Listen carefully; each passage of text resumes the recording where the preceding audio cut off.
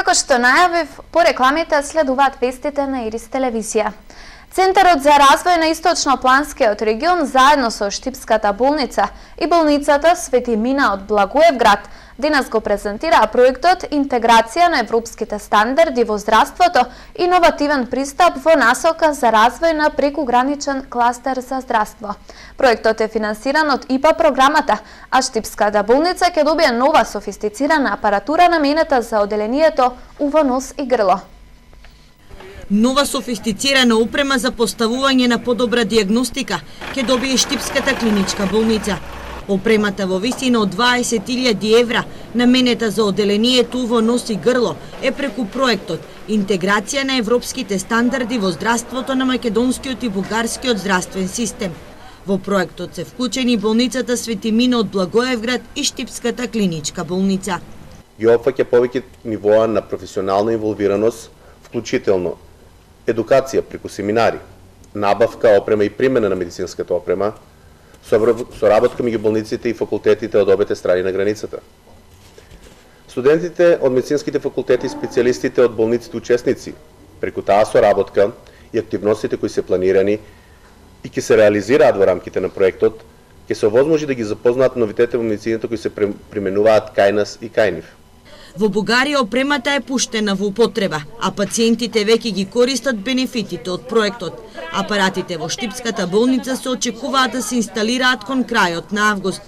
Во тек е тендерска постапка за набавка на истите. Во фокусот се и младите лекари, на кои ќе им се овозможи размена на искуства и иновативни практики. Надявам се това да бъде началото. Се надевам дека овде нема да заврши нашата соработка.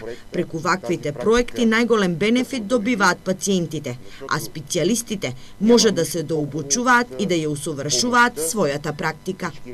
И когато седнеме заедно на масата и споделяме... Имавме неколку средби и кога седнавме да разговараме, уочивме дека имаме исти проблеми, кои може заедно преку програмите и фондовите да ги решиме.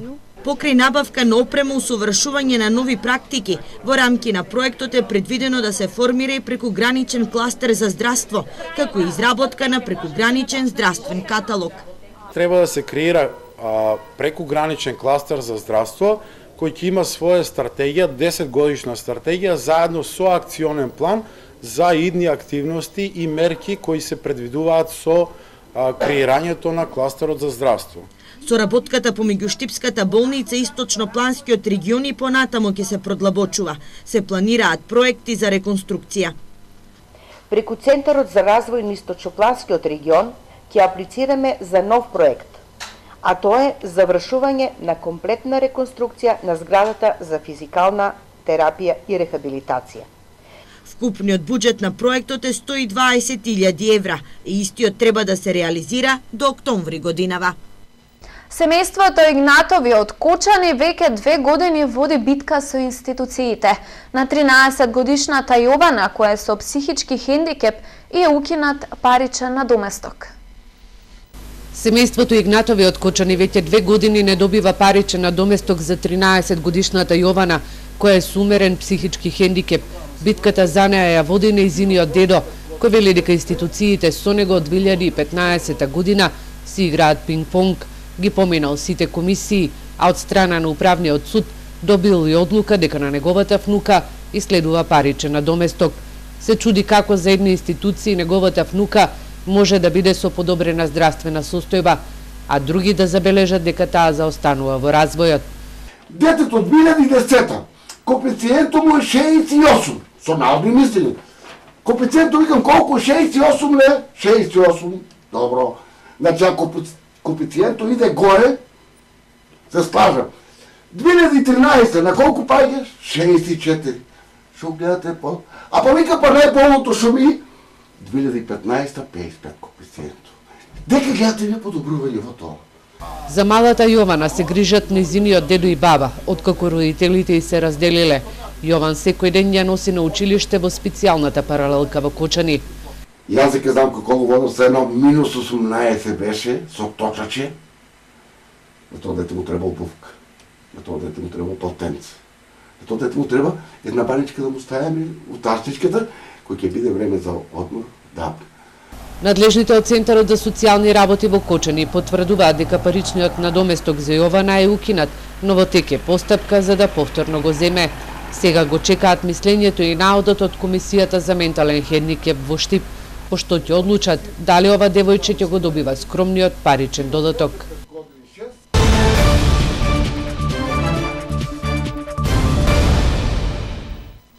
Канцеларијата на Народниот правобранител во Штип граѓаните ја посетуваат и поднесуваат представки за различни проблеми.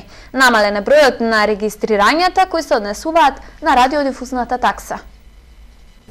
Подрачната канцеларија на Народниот правобранител во Штип е отворена за потребите на граѓаните, доколку може да се реши проблемот се решава експресно, доколку треба понатаму да се интервенира, канцеларијата на Народниот правобранител ги дава инструкциите за решавање на проблемот на граѓаните. Подрачната канцеларија на Народниот правобранител во Штип, како една од 6 регионални канцеларии во склопот на институцијата Народен правобранител, е секогаш отворена за граѓаните. Секој може да дојде, да побара решавање на својот проблем, доколку е во нашата надлежност за постапување, постапуваме, доколку не, им даваме совети, ги праќаме во надлежните институции каде што може да ги остварат своите права. Годишниот извештај на Народниот правобранител ги опфаќа резултатите од тоа какви проблеми граѓаните бараат да им се решат. Во регионалната канцеларија во Штип интензитетот на представките е насочен од различни области. Веќе трета година поред најголем број беа представките од областа на правосудството, каде што спаѓа представки за незадоволство од донесени судски обвинителски одлуки и истовремено и постапување на лицата со јавни овластувања, извршители, нотари, адвокати. На второ место, така викаме ние по бројот на поднесени представки, беа представките од незаконско задолжување со радиодифузна такса и тука би се осврнала на оваа година, што ме чуди, дека еве веќе поминаа 3 месеци од 2017 година, како да опадна бројот на поднесување на представки од оваа област. Мислам дека овој проблем се уште не е надминат и дека има голем број на граѓани кои се соочуваат со овој проблем, или се двојно задолжени, или се незаконски задолжени, или имаат во фамилијата некој член на семејство кој што согласно законот би требало да биде ослободен од целото семејство, така да еве прилика да ги повикам тие граѓани да дојдат лично во канцеларијата на Народниот правобранител, да поднесат по пошта, да поднесат по имейл адреса, да се јават на телефон, да побараат совет што треба да приложат кон представката, бидејќи секоја представка треба да се одржи и докази. Посебен акцент канцеларијата на Народниот правобранител дава за представките од казнено-поправните домови. Одбележувајќи го Меѓународниот ден на ромите, Хелшинскиот комитет за човекови права потенцира дека продолжува потребата за континуирана поддршка на ромите во нивната секојдневна борба со социјалните и економските проблеми со кои се соочуваат, а ромите како интегрален дел од македонското општество треба да бидат рамноправни граѓани кои ги уживаат истите права со останатите граѓани. Би сакале во духот на одбележувањето на овој ден да истакнеме нашата загриженост за статусот на ромите во државата и нивната континуирана систематска дискриминација и гетоизација, се вели во соопштението кое денес го испрати Хелшинскиот комитет. Оттаму потенцира дека децата и натаму се соочуваат со систематска сегрегација во образовниот систем, кои се распределувани во посебни паралелки во редовните училишта, наместо да бидат вклучени и интегрирани во редовните паралелки. Треба ние денеска да славиме Ден на ромите празнико, а никој ром не слави, оти финансии немаме ние. И за тоа можете слободно да ни снимате сите, оти немаме ние празник Ден на ромите.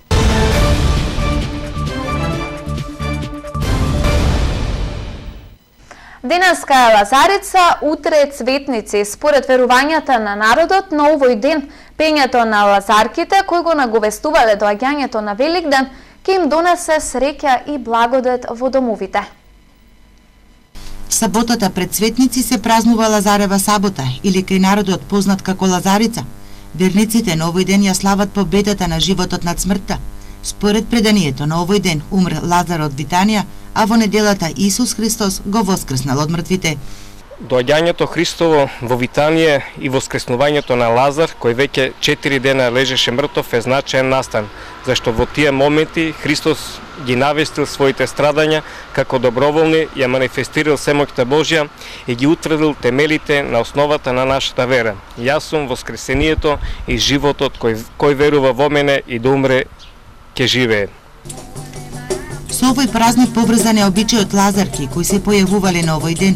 Облечени во свечена облека, девојките се искачувале на највисокиот ред на селото, потоа се делеле во групи и така оделе по куќите. Лазарките со своето пеење го најавувале доаѓањето на пролета и големиот христијански празник Великден. Порано се верувало дека нивното пеење носи радост, среќа и благодет на домаќините што ќе ги посетат. Пеат песни и играат, односно поделени се во две групи, од кои што едната група пее, додека во средината има две девојки кои што играат и со тоа ги благословуваат домаќините да имаат повеќе среќа и успех во животот и во работата. Во недела е цветници, меѓу народот познат уште и како врбица, затоа што во храмовите се носат врбови гранки, кои ги символизираат палмините гранки со кои христијаните го поздравиле доаѓањето на Спасителот во Ерусалим. Затоа неговото влегување во Ерусалим беше триумфално, проследено со простирање алишта на патот, по кој што одел он и фрлање на зелени гранчења со извици и овации како на цар. Благословен е царот кој доаѓа во името Господово. Затоа во богослужението на самиот празник црквата го слави Христа како Бог и цар, победител, и се осетуваат зелени гранчења кои не означуваат победата над смртта и воскресението Христово. Украсувањето на домовите со врбови гранки, плетењето венчиња се обичаи поврзани со празникот Цветници. Значи, уште рано наутро девојките заминуваат во полињата, наберуваат цветиња или врбови гранки, кои што потоа се замотуваат околу главата како венчиња или пак се накитуваат куќите, домаќинствата и помошните простории, сето тоа со цел да се одбележи пролетта и да се наговести најголемиот христијански празник Великден. Со празниците Лазара и Цветници започнува страстната или страдалната седмица, која ја символизира последната недела од земниот живот на Исус.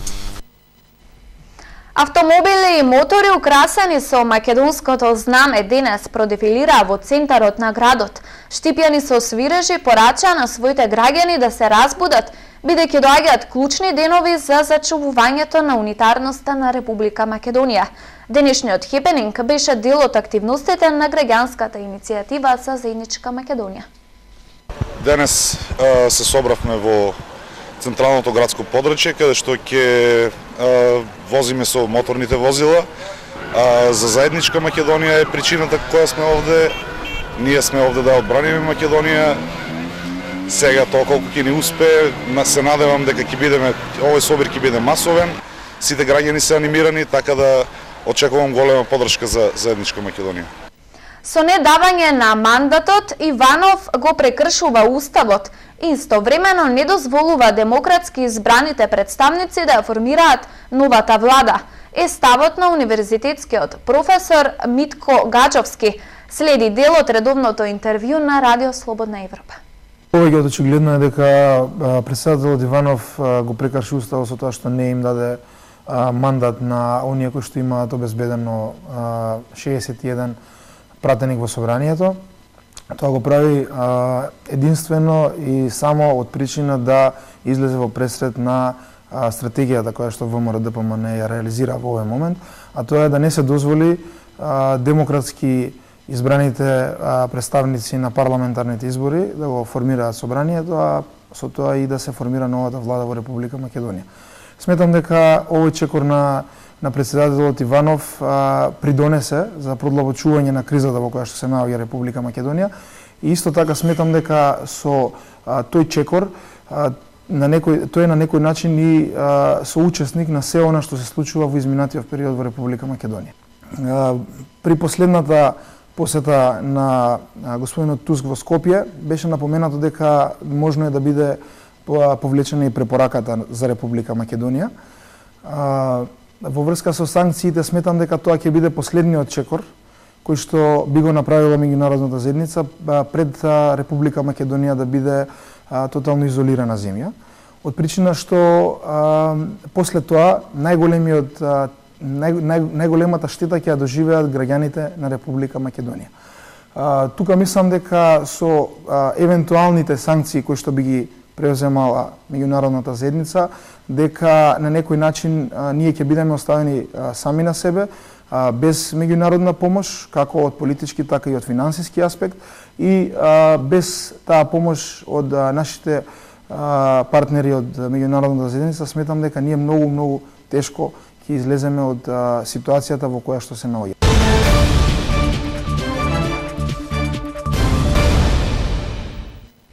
Фудбалските праволигаши на програмата ќе ги имаат надпреварите од 26-тото коло, во кој екипата на Брегалница на Градски во Штип ќе го пречека тимот на Македонија Ѓурче Петров.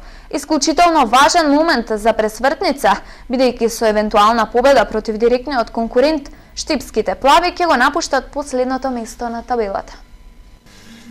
Исклучително важен надпревар ги очекува фудбалерите на Брегалница во ова 26-то коло. На градскиот стадион во Штип во директен мегдан ќе се сретат екипите на Брегалница и на Македонија Ѓорче Петров, и со евентуална победа Брегалница по долго време ќе има можност да се одлепи од последното место на табелата. Квалитетот на страната на играчите на Брегалница, кои ќе имаат и поддршката од верните навивачи, но ќе мора да се одигра внимателно, бидејќи противникот не е за подценување и во минатото знаел да изненади. И во ова 26-то коло главен судија ќе биде Далибор Ѓоргевски од Куманово, кој беше среќен за Брегалница и во средата во блескавата победа против Шкупи изразена со резултат 30:0.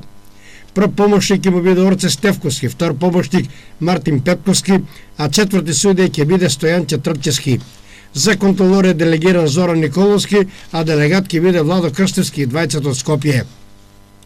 Ево ги комплетните парови за ова 26-то коло. Шкупи Силекс, Вардар Белистер, Победа Работнички, Шкендија Ренова и Брегалница Македонија Ѓорче Петров.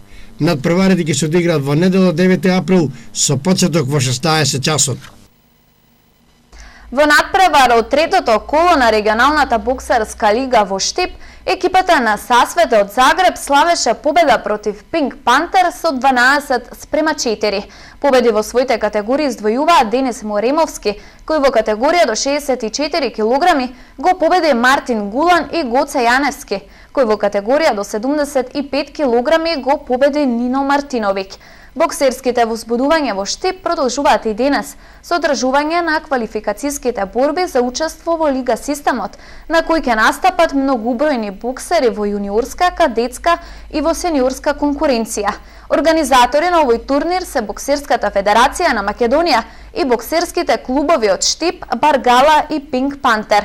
Квалификацијските борби кои ќе започнат во 17 часот ќе се одржат во спортската сала Јордан Мијалков во Штип.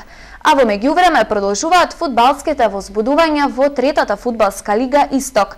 Најинтересно во ова 23-то коло ќе биде во Пехчево на комшиското дерби Кит Го Брегалница Делчево и во Македонска Каменица, каде што ќе гостува тимот на Овче поле од Свети Николе. Нови возбудувања предстојат во ова 23-то коло на третата фудбалска лига Исток. Младите играчи на Кит Го Пехчево во неделата станаат должни на своите навивачи кои дојдоа во голем број и на целокупното раководство со бледото издание против Осогово во Кочани. Поразот од 4:1 е тежок, но она што загрижува се многоголемите грешки по кои паѓа головите во мрежата на Кит Го. Веќе утре недела играчите на Кит Го Пехчево ќе имаат шанса за поправен во комшиското дерби против екипата на Брегалница Голак од Делчево. Евентуалната победа ќе биде и реванш или одмазда за есенскиот пораз во Делчево изразен со резултат 2:1. Ево ги комплетните двојки за ова 23-то коло. Каменица Сасов Чеполе, Слога 1934 Плачковица, Нападок Здраве Радово Тиверија, Малеш Осогово, Кит Го Пехчево Брегалница Голак и Василево Рудар 1947. Слободи во ова коло ќе бидат екипите на Беласица и на Работник Џумаилија. Надпреварите ќе се одиграат во недела 9 април со почеток во 16 часот.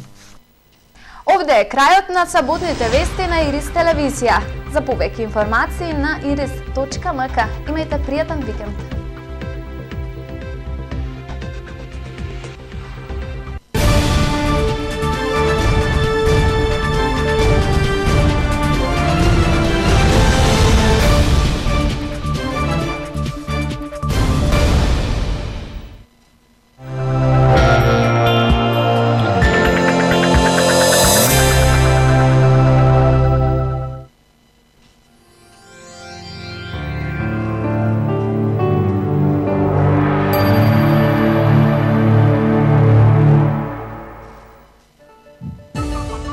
Само на Телекабел гледајте најголем избор на канали, Спорт клуб 1, 2 и 3 и ХД канали без доплата.